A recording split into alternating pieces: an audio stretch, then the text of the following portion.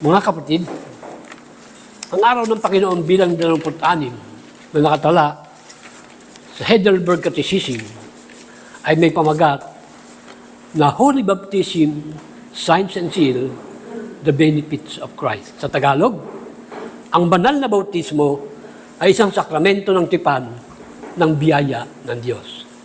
Ito po ay nagmula kay Dr. Wes Bredenhout. Mga minamahal na kapulungan ng ating tagapagligtas na si Jesucristo.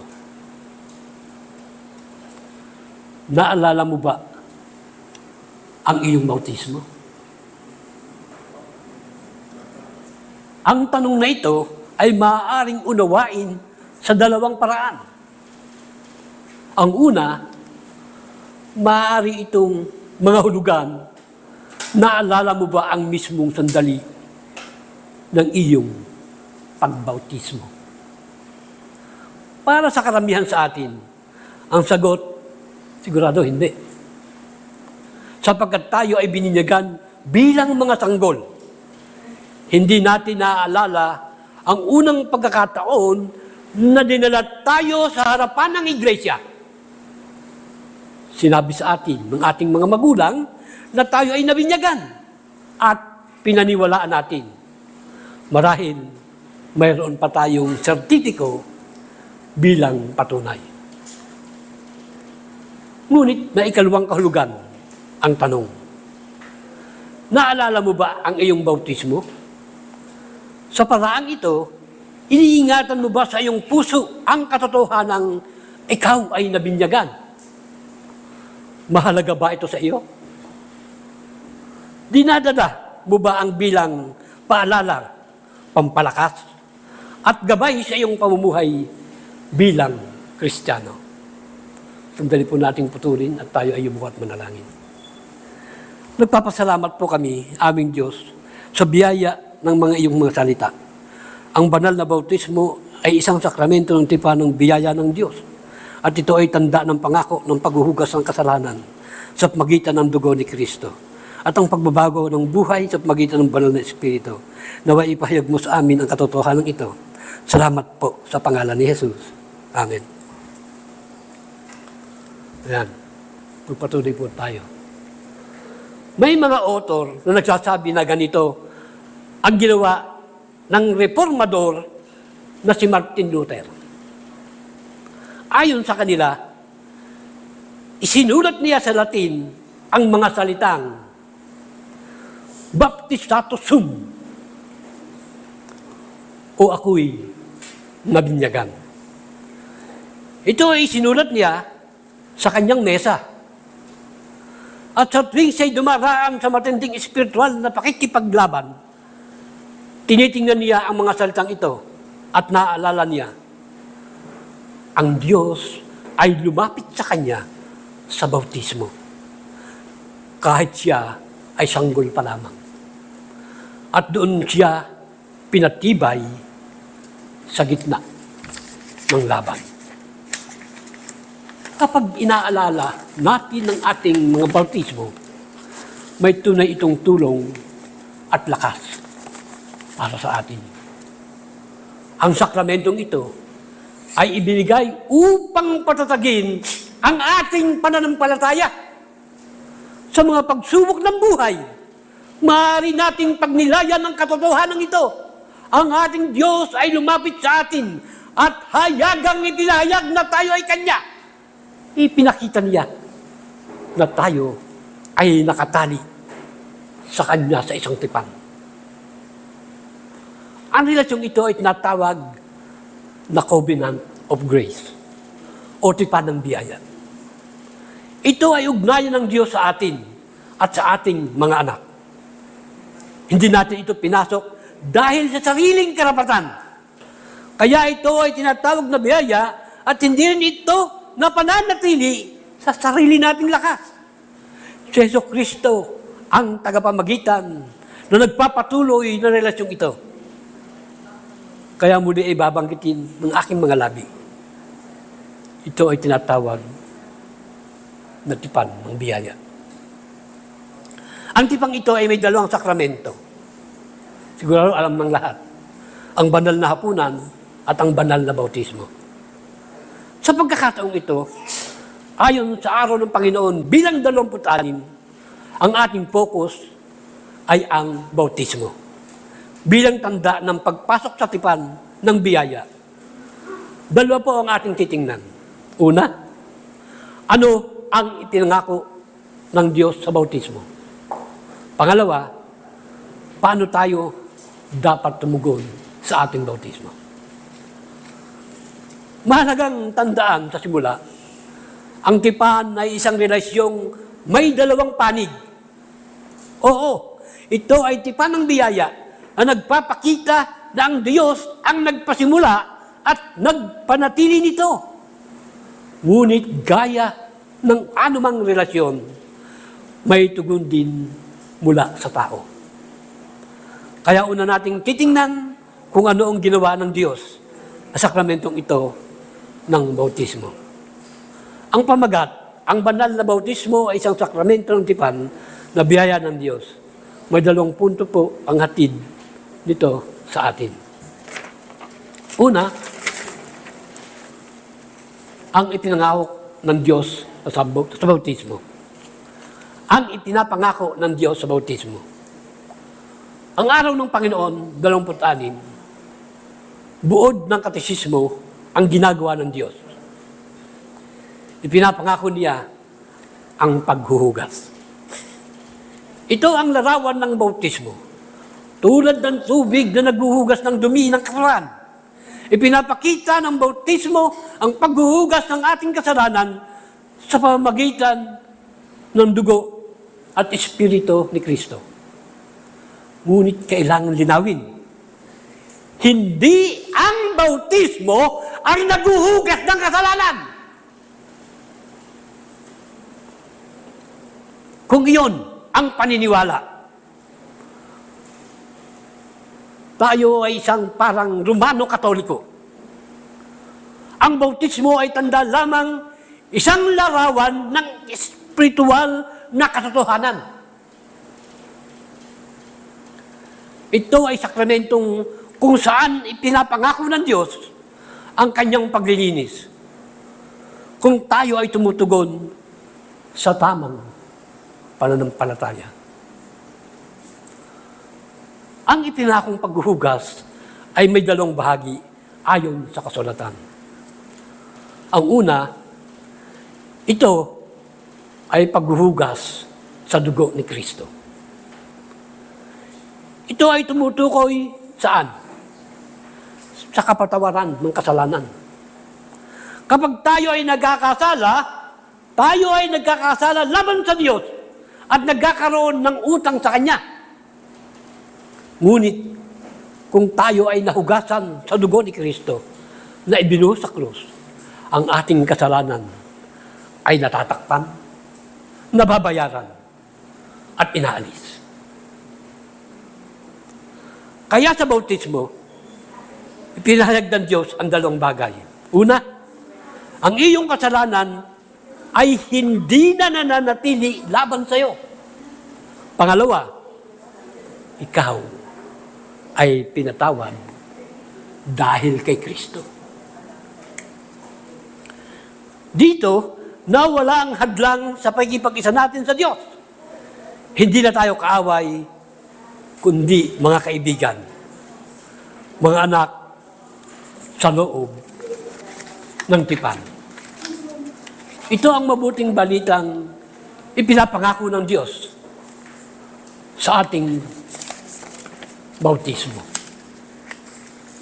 Pangalawa, ito din ay paghuhugas sa Espiritu ni Kristo. Hindi lamang kapatawaran ang ipinapangako ng Diyos, kundi pati pagbabago ng buhay sa pamamagitan ng banal na Espiritu. Ito ang tinutukoy ng pagpapabanal. Ang proseso ng pagiging banal at pagiging higit na katulad ni Kristo. Sa bautismo, ipinangangako ng Diyos, hindi niya tayo iiwan sa dati nating kalagayan na namumuhay sa kasalanan, kundi babaguhin niya ang ating puso at buong buhay. Tayo ay lalago upang maging lalong patay sa kasalanan at lalong mamumuhay sa kabanalan. Makikita rin ito sa aklat ng Roma, Kabanata 6. Sa kabanatang ito, pinapakita ni Pablo ang dalawang bagay: ang gawa ng Diyos sa kaligtasan at ang pananagutan ng tao. Ang mga Kristiyano ay nabautismuhan kay Kristo. Ang bautismo ay paalala na tayo ay nakipag-isa sa kanyang kamatayan. Kaya ipinangako ng Diyos, hindi na tayo alipin ng kasalanan. Hindi na tayo dapat kontrolado nito. Mayroon tayong kapangyarihang tumanggi sa kasalanan. Kaya malinaw ang isinasaad ng aklat ng Roma, Kabanata 6, talatang 14. Sapagkat ang kasalanan ay hindi na maghahari sa inyo, sapagkat kayo ay wala na sa ilalim ng kautusan, kundi sa ilalim ng biyaya. Mga kapatid, hindi po tayo espiritual na zombie na walang magagawa. Hindi na tayo espiritual na bangkay na walang magagawa kundi magkasala. Sa halip, tayo ay mga taong binago ng Espiritu Santo. Unti-unting pinapatay niya ang kasalanan sa atin. Unti-unting binubuo sa atin ang kabanalan. At unti-unting ginagawa tayong kawanis ni Kristo ang ating buhay.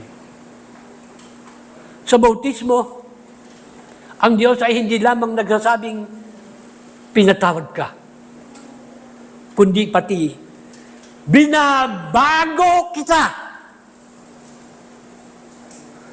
Kaya sa bautismo, dalawang dakilang pangako ang ibinibigay ng Diyos. Kapatawaran sa pamamagitan ni Kristo. Pagbabago sa pamamagitan ng Espiritu Santo. At ang mga pangakong ito ay hindi maliit. Ang Diyos mismo ang nagbigay nito sa lahat ng nasa loob ng tipan ng biyaya, sa lahat ng nabautismuhan. Ngunit may mahalagang babala. Hindi automatiko ng pagtanggap ng mga pangakong ito.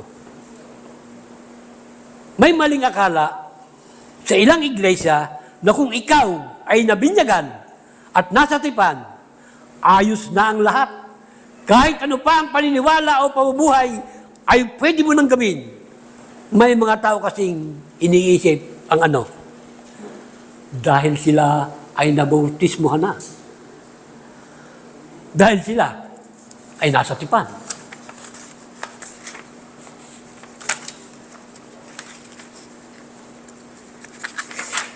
Dahil sila ay bahagi ng tamang iglesia. Ang akala nila sa kanilang kaisipan ay automatikong ligtas na sila kahit ano pa ang kanilang pananampalataya o pamumuhay. Ngunit ito ay pinabudaanan. Hindi ito ayon sa kasulatan. May mga taong iniisip ng bautismo ay automatic ticket papuntang langit. Ngunit ito ng Biblia, ang tipan ay may panawagan sa pananampalataya at pananagutan ng tao. Hindi ito nangangahulugan na ang biyaya ng Diyos ay kulang, kundi nangangahulugan ito na ang Diyos ay nagtakda na ang kanyang biyaya ay tinatanggap sa pamamagitan ng pananampalataya. Kaya ang bautismo ay parang tseke.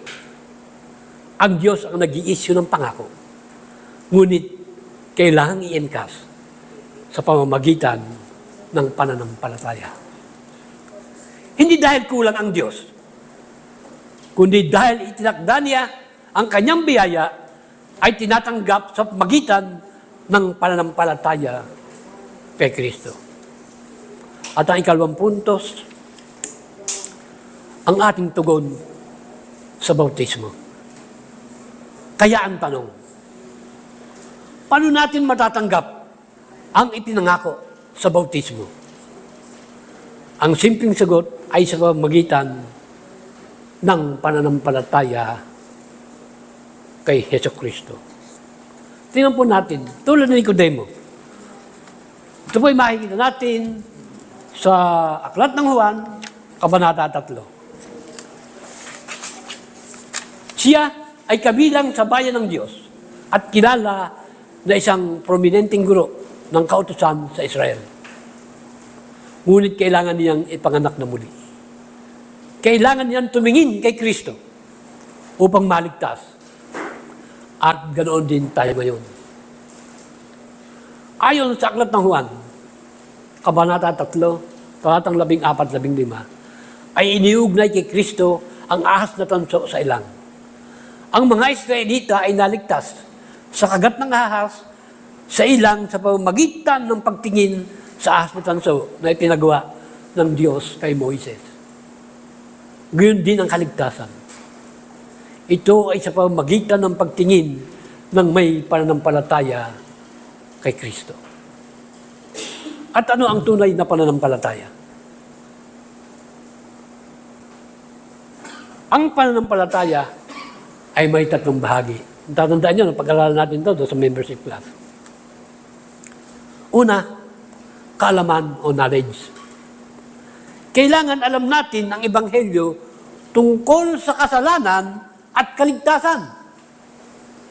Pangalawa, pagsang-ayon o assent. Kailangan ding naniniwala tayo na ito ay totoo. At ang pangatlo, personal na pagtitiwala o trust. Ito ang pinakamahalaga. Ang buong pusong pananampalataya na na si Kristo ay aking tagapagligtas.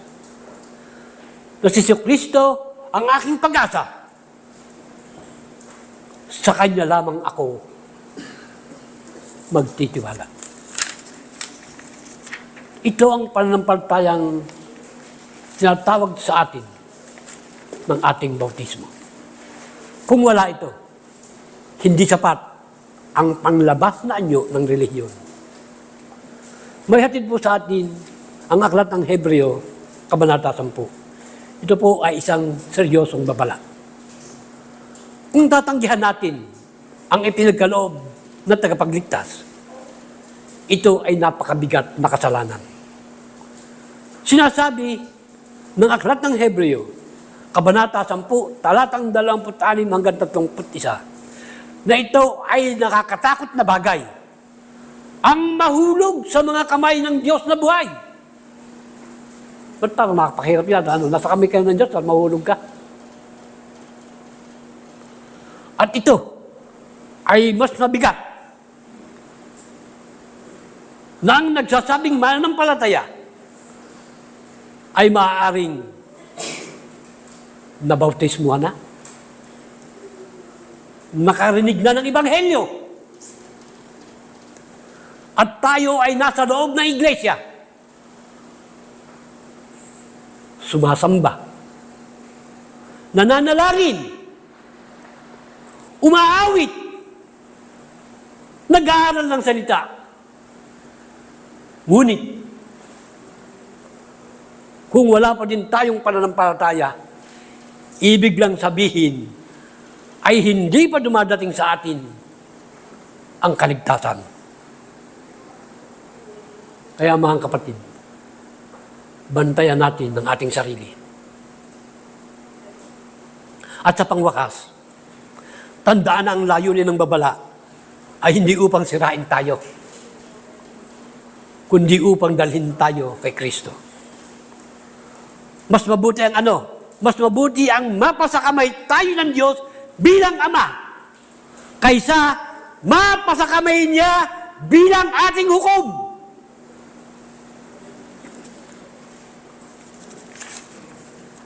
At ang tanging daan upang makaiwas sa kanyang kahatulan ay ang pananampalataya kay Jesucristo.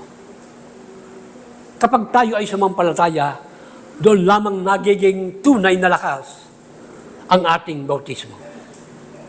Kaya maaari nating sabihin, ang Diyos ay lumapit sa akin sa bautismo. Pinahayag niya na ako ay Kanya. Si Kristo ang aking tagapagligtas.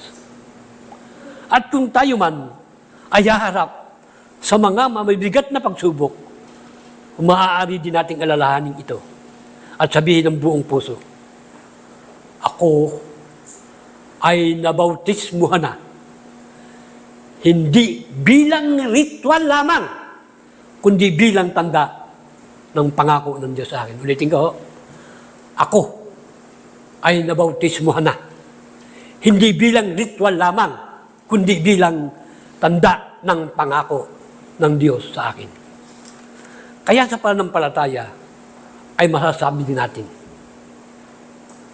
purihin ang pangalan ng Panginoon na hindi makakalimot, na hindi bumibitaw, at hindi kailanman iiwan ang kanyang mga iniligtas ayon sa kanyang tapat na pangako. Tayo po ay manalangin. Pinupuri ka namin, O Diyos amang mga pangyarihan sa lahat. Salamat po sa iyong salita, nagbigay sa amin ng kaliwanagan tungkol sa bautismo. Tunay nga po ang iyong mga pangako at ito po ay aming panghahawakan. Gayon din sa pagkakaloob mo na maunawaan ang pananampalataya. Turuan mo po kami at samahan upang makita at mabantayan ang aming sarili na siyang babala sa amin. Kung kami ay wala pang pananampalataya, ay di pa dumarating ang kaligtasan. Ama, salamat po sa katotohanan ito. Ang lahat ay aming pinagpapasalamat sa pangalan lamang ni Jesus. Amen.